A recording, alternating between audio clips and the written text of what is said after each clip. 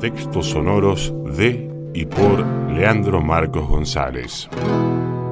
Tarde ecuestre. Un otoño como cualquier otro de aquella época lejana, en la que el cuartirolo se compraba maquillado de maicena y de a unos 300 gramos, cuando el almacenero tenía calculado inexplicablemente el peso específico del trozo de lácteo en cuestión en relación al ángulo de corte que hacían el mismo, mientras en la radio sonaban canciones de gallegos que enamoraban a unos y distraían a otros.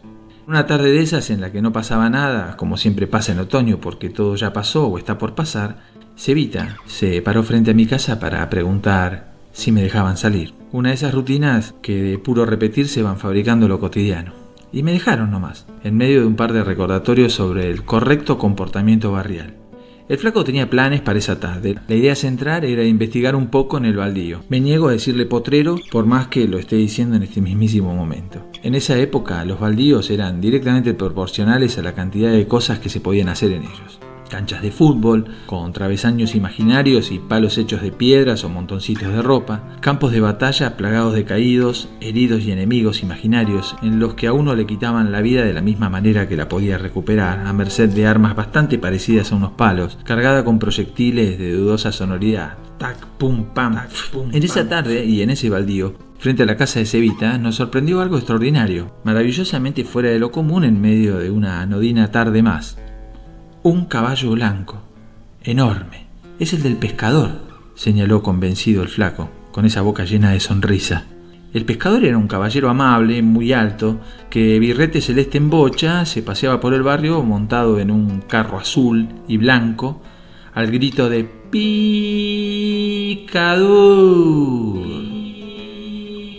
Mi madre me empujaba a la calle cada vez que escuchaba ese grito. Yo a la carrera tenía que tratar de alcanzarlo antes de que se alejara o que se le acabara la tan esperada mercadería. El caballo era imponente, por su tamaño o por el nuestro, no sé. Pero lo más destacado que tenía, más que nada, era lo oportuno. Estaba en el momento indicado, en el lugar indicado y delante de los truhanes más necesitados de algo parecido a una macana.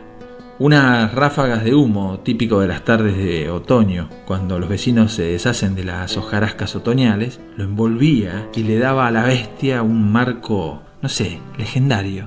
¿A qué no te subís? Un desafío de ese tipo no se esquivaba. En esa era y a esa edad no eran muchas las cosas que uno eludía. La semana anterior él había masticado brea a modo de chicle luego de que yo lo desafiara. ¿Qué no? Más vale que me subo.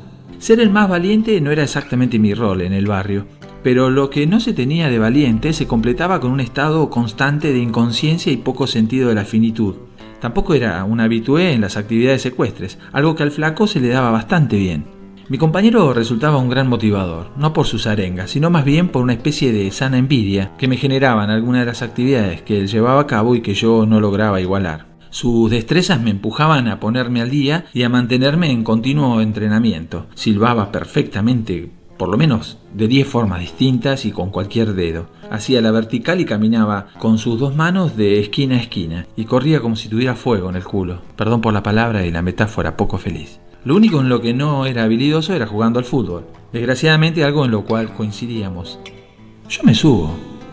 Y me subí. No eran épocas de aparatos y registros fotográficos instantáneos. Había que aprovechar al máximo cada oportunidad y sacarle bien el jugo para que quede bien registrada en algún sector del valero reservado a las anécdotas bobas. Y en nuestro entorno, tener testigos era tan fundamental como peligroso. Dale, bájate que me toca a mí ahora. Me solicitó, con total razón y un poco ansioso, el flaco, luego de que mi turno, de unos 5 minutos aproximadamente, hubiera caducado. Acepté con total cortesía. Me dispuse a desmontar, con extremados recaudos, cuando, para mi asombro y el de mi compañero, el animal comenzó a caminar, como si nada, sin ningún tipo de orden previa. Solo se lanzó a caminar. Para mi suerte y tranquilidad, solo caminaba, no trotaba, ni corría, ni corcoveaba. No era efectivo mi intento onomatopéyico de orden, ni mis balbuceantes y poco convincentes bueno. No tenía bajo ningún punto de vista, entre mis posibles soluciones, arrojarme de ese noble animal por más despacio que anduviera. Tirate, no pasa nada. Está andando despacito como cuando hace el recorrido con el pescador. No solo sabía silbar muy bien el Seba, también acertaba sobre algunas situaciones puntuales, pero no logró persuadir a ninguno de los dos. Conformábamos un dúo muy constante. «Bajá que me toca a mí», seguía insistiendo con total razón y suma ansiedad mi compinche. El caballo era tan dócil como terco o sordo. Completamos 2 vueltas a la manzana, enteritas, a paso de hombre, pero a caballo. Solo nos deteníamos, o se detenía, cada vez que el matungo se sentía tentado por alguna gramilla que invadía el jardín de un vecino. En la segunda vuelta, el caballo del picador encaró, sin meditación alguna ni duda, nuevamente hacia el baldío. Antes de ingresar al descampado, se detuvo sin razón alguna. Una vocecita familiar se escuchó desde la vereda de mi amigo. «¿De dónde sacaron eso ustedes?».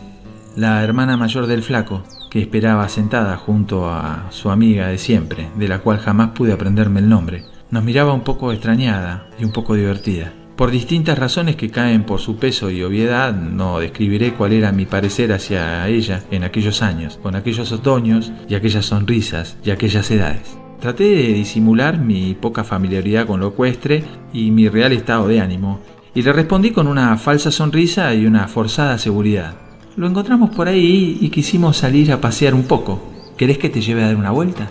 Di unas palmaditas sobre el lomo del animal en un acto de arrojo inconsciente y con una absoluta falta de respeto por mi integridad física. El caballo, como si fuera un verdadero compañero de campaña, se solidarizó conmigo, acompañando mi ofrecimiento con un leve relincho épico, que acompañó con un movimiento o algo que hizo con las patas que me generó un poco de terror, que no sé cómo supe maquillar con una falsa sonrisa.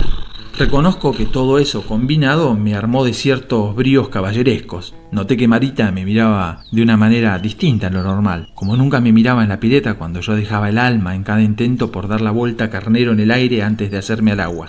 Pero no dijo nada. Su amiga sí, esa de la cual nunca pude recordar su nombre. «No puede aceptar. Estamos esperando a Pablo, que nos viene a mostrar la Garelli que le regalaron». El caballo, que parecía reconocer los momentos incómodos, en un gesto de altiva camaradería, apuró el paso para que, juntos, desapareciéramos en lo profundo del baldío.